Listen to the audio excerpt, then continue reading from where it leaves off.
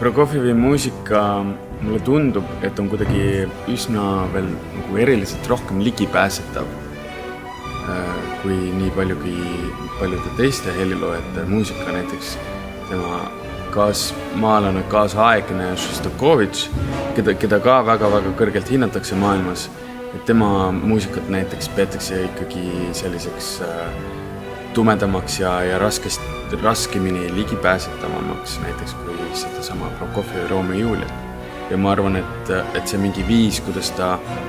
selle konkreetse teose näiteks on vorminud, ütleme nagu niimoodi numbrite kaupa ja need karakterid, mida ta on leidnud ja need lahendused, kuidas ta need karakterid ellu toob, et see ongi selle taga, et miks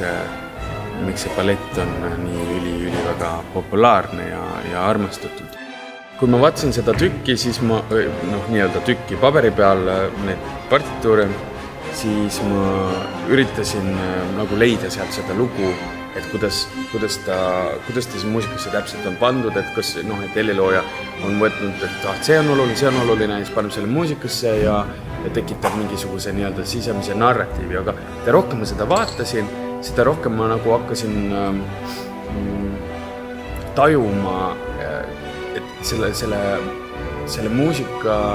nagu selle kõlailu ilma selle loota, ilma selleta, et ma otsin, et nüüd siin teeb Julia, mõtleb seda ja teeb toda ja niimoodi. Ja kui tuleb lavastus, siis see on nagu nii hoopis midagi kolmandat. Me võime kutsuda seda nagu kvaliteediks, võime kutsuda seda helilooja